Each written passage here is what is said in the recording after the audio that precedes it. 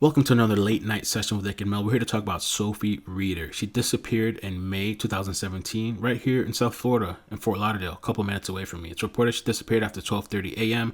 As you can tell in the timestamps, it says 2:16 p.m. Notoriously, with CCTV, the times are off. You can tell this is clearly night by the cop that drives by and doesn't stop, and you can see the headlights reflecting off of the street. The other thing you can see in this video, which was the last time that she was seen, is that she's not in any kind of distress. So which leads me to believe that she was lured out by somebody online and she went to go meet up with them.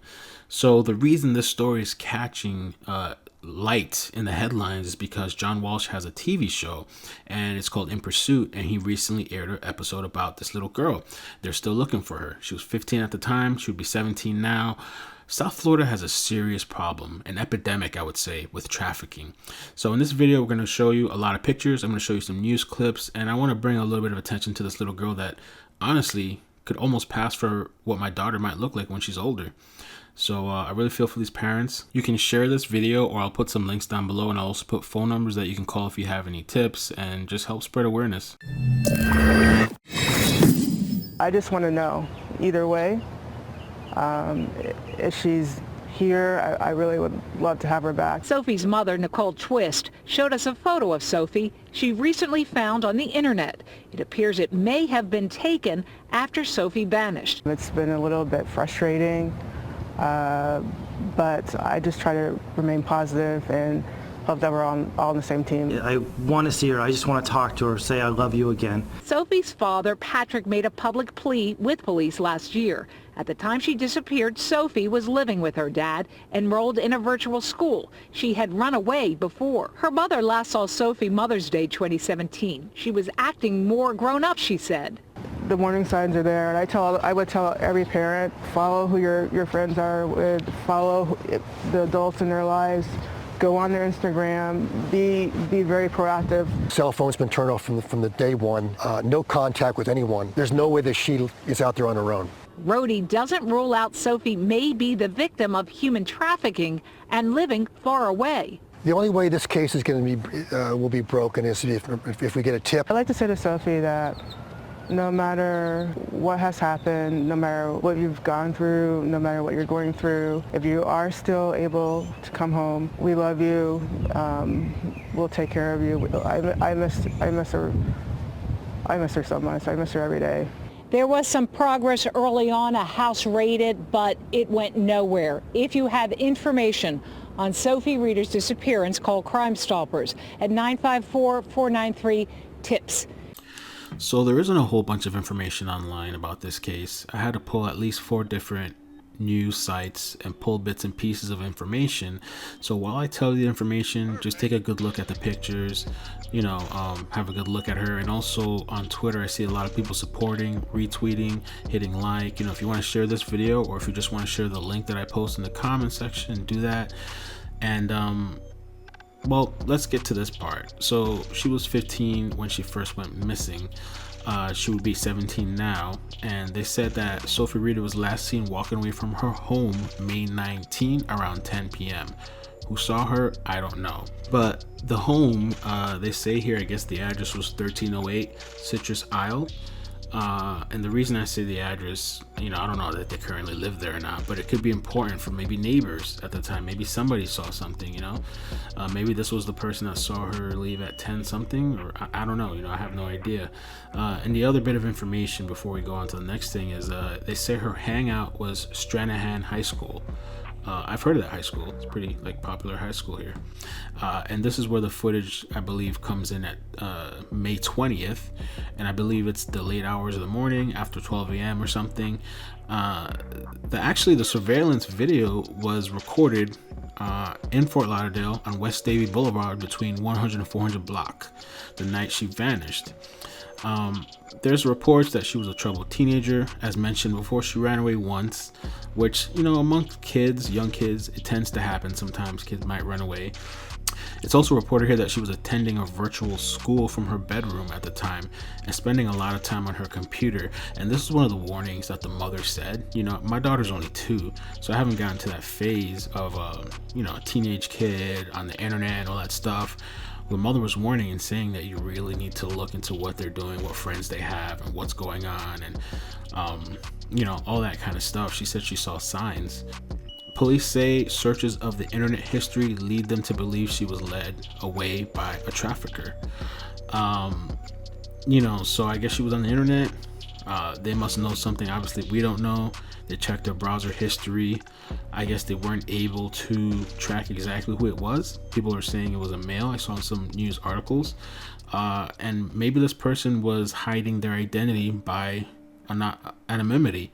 There's an app called uTor where it makes you like anonymous. I mean, you can be tracked if they really try hard to find you, but it makes you pretty anonymous, and people target these kids. There's been, even recently, 2 boys were almost taken into trafficking recently here in Florida. The father also said, and I saw conflicting reports about this, he said that she was diagnosed with depression shortly before she vanished and was vulnerable. I saw some other articles saying that she wasn't diagnosed, but that they felt she had depression and anxiety. So, take it for what it's worth. And he said that the last time he saw her, the father, was May 19th, before she was caught on CCTV.